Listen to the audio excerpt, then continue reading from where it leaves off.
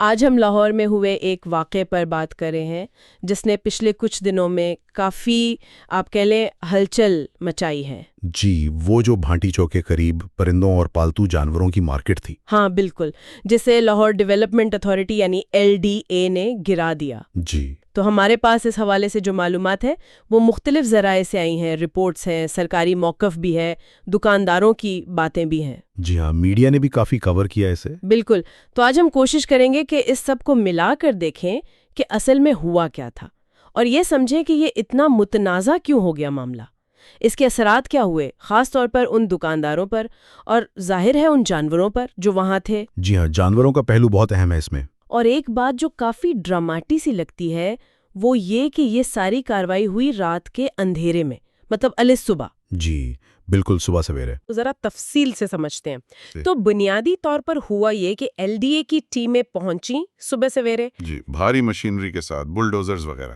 ہاں، اور انہوں نے مارکیٹ کو مسمار کرنا شروع کر دیا۔ اب یہ کوئی چھوٹی جگہ تو تھی نہیں، کتنی دکانیں تھی وہاں تقریباً؟ جو رپورٹس آ رہی ہیں ان کے مطابق کوئی 150 سے 165 کے قریب دکانیں تھیں۔ اوہ، کافی بڑی تعداد ہے۔ جی، اور وہاں صرف پرندے نہیں تھے، بلیاں، کتے، خرگوش، مطلب ہر طرح کے پالتو جانور تھے۔ صحیح، تو یہ تو ایک طرح سے لاہور کا ایک جانا پہچانا مرکز تھا ان چیزوں کا۔ بالکل، ایک پرانی مارکیٹ تھی۔ تو یہ تعداد ہی ظاہر کرتی ہے کہ آپریشن کتنا بڑا تھا اور اس کے اثرات کتنے زیادہ ہو سکتے ہیں۔ جی، سینکڑوں خاندانوں کا روزگار جڑا تھا، لیکن جو بات اسے زیادہ حساس بناتی ہے وہ ان دکانوں میں موجود ہزاروں جانور تھے۔ ہاں، یہ صرف عمارتیں نہیں تھی جنہیں گرایا گیا، بالکل، ان میں جاندار تھے۔ اور یہیں سے میرے خیال میں اصل تنازع شروع ہوتا ہے۔ دکاندار کیا کہہ رہے ہیں؟ ان کی سب سے بڑی شکایت کیا ہے؟ ان کی بنیادی شکایت جو سب سے زیادہ سننے میں آئی وہ یہ ہے کہ انہیں مناسب نوٹس نہیں دیا گیا۔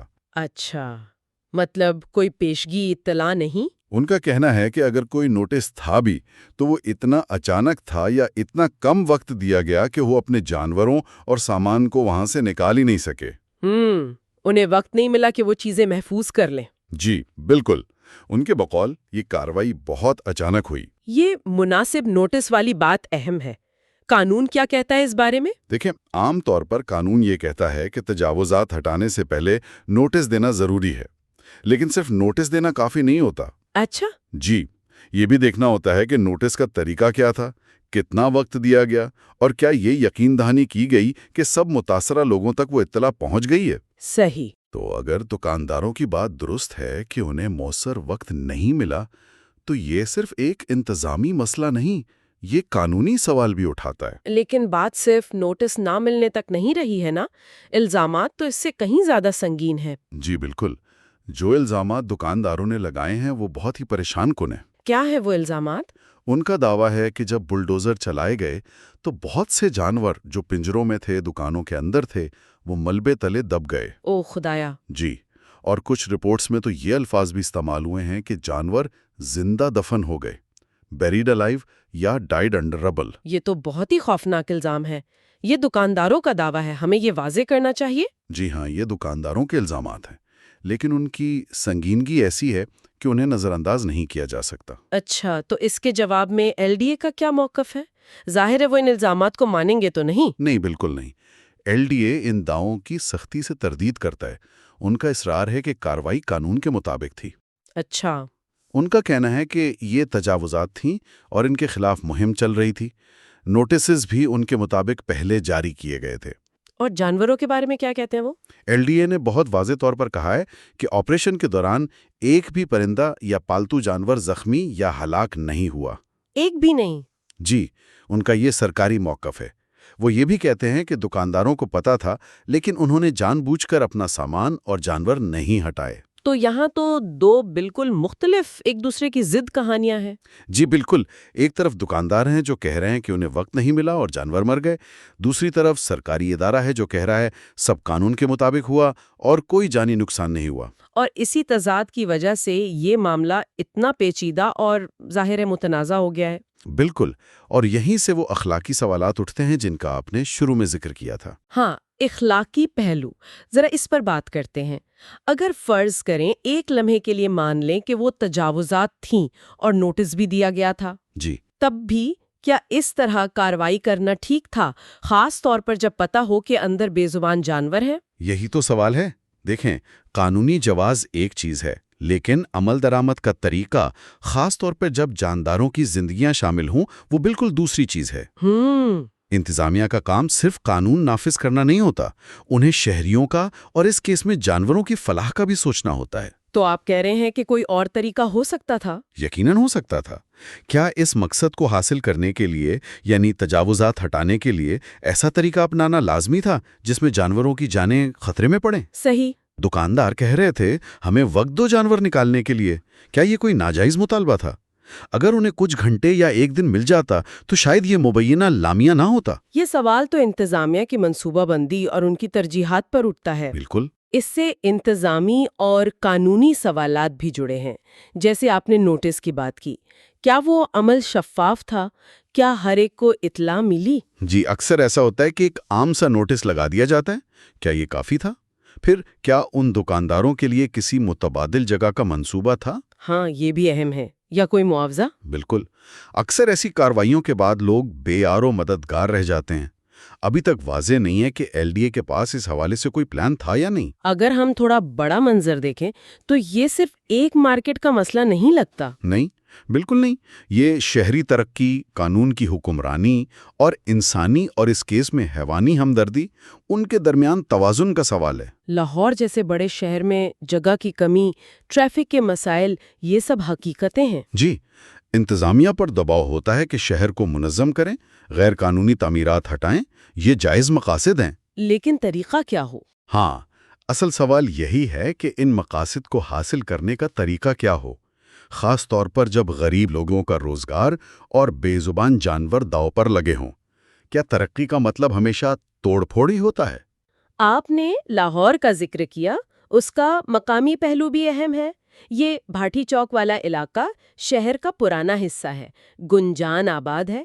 جی، ایسی مارکیٹیں، قانونی حیثیت جو بھی ہو، وہ مقامی زندگی کا حصہ بن جاتی ہیں۔ بالکل۔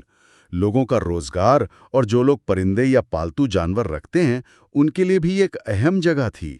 تو اس کے یوں ختم ہو جانے کا اثر صرف دکانداروں پر نہیں بلکہ ایک پورے سسٹم پر پڑتا ہے۔ درست کہا آپ نے، اور شاید اسی وجہ سے اور جانوروں والے عنصر کی وجہ سے لوگوں کا رد عمل اتنا شدید تھا۔ ہاں، عوامی رد عمل، اس پر بات کرتے ہیں۔ جب یہ خبریں پھیلیں، خاص طور پر جانوروں کے مرنے والی، جی، تو سوشل میڈیا پر اور ویسے بھی لوگوں نے بہت سخت رد عمل دیا، بہت غصہ، افسوس تھا۔ ایسا کیوں؟ اس سے کچھ چیزیں پتہ چلتی ہیں۔ ایک تو یہ ہے کہ ہمارے معاشرے میں، خاص طور پر شہروں میں، جانوروں کے حقوق اور ان کی بہبود کے بارے میں حساسیت بڑھ رہی ہے۔ لوگ اب اتنی آسانی سے نظر انداز نہیں کرتے۔ جی، دوسرا، سوشل میڈیا کا کردار۔ خبریں بہت تیزی سے پھیلتی ہیں اور رائے عامہ بنتی ہے۔ صحیح۔ اور تیسرا، شاید یہ انتظامیہ کے لیے بھی ایک اشارہ ہے کہ اب ایسی کارروائیوں کے سماجی اور جذباتی پہلوؤں کو نظر انداز نہیں کیا جا سکتا، صرف قانون کا حوالہ کافی نہیں۔ تو اگر ہم ساری بات کو سمیٹیں، خلاصہ کریں، جی، تو ایل ڈی اے نے لاہور میں ایک پرانی پالتو جانوروں کی مارکیٹ گرائی جسے وہ تجاوزات سمجھتے تھے۔ دکانداروں نے کہا ہمیں نوٹس نہیں ملا، ہمارے جانور مارے گئے۔ ایل ڈی اے نے کہا کارروائی قانونی تھی، کوئی جانور نہیں مرا۔ بالکل۔ اور اس پورے معاملے نے دکانداروں کے مستقبل، جانوروں کی بہبود اور شہری انتظامیہ کے کام کرنے کے طریقوں پر بہت سے سوالات کھڑے کر دیے ہیں۔ جی، بالکل یہی صورتحال ہے۔ تو اب آگے کیا؟ اس واقعے سے کیا سبق سیکھا جا سکتا ہے؟ دیکھیں، سب سے پہلا سبق تو ذمہ دار شہری ترقی کا ہے۔ شہروں کو بہتر بنانا ضروری ہے، لیکن کیا یہ ان لوگوں کی قیمت پر ہو جو پہلے ہی کمزور ہیں؟ کیا ایسی کارروائیوں کو بہتر منصوبہ بندی، بہتر رابطے اور متاثرین کو کوئی متبادل دینے کے ساتھ نہیں کیا جا سکتا؟ انہیں اعتماد میں لینا، وقت دینا۔ اور خاص طور پر جانوروں کے حوالے سے۔ جانوروں کے حوالے سے یہ واقعہ ایک بہت واضح یاد دہانی ہے، انہیں آپ نظر انداز نہیں کر سکتے۔ صحیح۔ مستقبل میں اگر کسی ایسی جگہ کارروائی کرنی ہے جہاں جانور ہیں تو ان کی محفوظ منتقلی کو پلان کا لازمی حصہ بنانا ہوگا۔ اس کے لیے کوئی طریقہ کار، کوئی پروٹوکول ہونا چاہیے۔ جی بالکل۔ شاید جانوروں کے حقوق کی تنظیموں کی مدد لی جا سکتی ہے۔ یہ صرف اخلاقی ذمہ داری نہیں، عوامی حساسیت کا بھی تقاضا ہے۔ تو مطلب صرف قانون پر عمل کرنا کافی نہیں، اس کے انسانی اور اس کیس میں حیوانی پہلو بھی دیکھنے ہوں گے۔ بالکل، اور یہ ہمیں آخری اور شاید سب سے بنیادی نقطے پر لاتا ہے۔ وہ کیا ہے؟ وہ یہ کہ یہ صرف ایک مارکیٹ کا واقعہ نہیں ہے، یہ اس بڑے چیلنج کی طرف اشارہ ہے کہ ہم اپنی بڑھتی ہوئی شہری آبادی، ترقی کی ضرورت، معاشی حقائق، قانون اور انسانی و حیوانی حقوق، ان سب میں توازن کیسے قائم کریں۔ یہ ایک بہت بڑا سوال ہے۔ جی، اور حتمی غور طلب نقطہ یہی ہے، جب شہروں کے بڑے بڑے منصوبے بنتے ہیں، خوبصورت نقشے بنتے ہیں، تو کیا ان میں ان کمزور انسانوں اور بے زبان جانوروں کے لیے بھی کوئی جگہ ہوتی ہے؟ جو اکثر نظر انداز ہو جاتے ہیں۔ ہاں، یا کیا انہیں ہمیشہ ناگزیر نقصان سمجھ لیا جائے گا؟ یہ وہ سوال ہے جس کا جواب صرف انتظامیہ نے نہیں، ہم سب نے مل کر بحیثیت معاشرہ تلاش کرنا ہے۔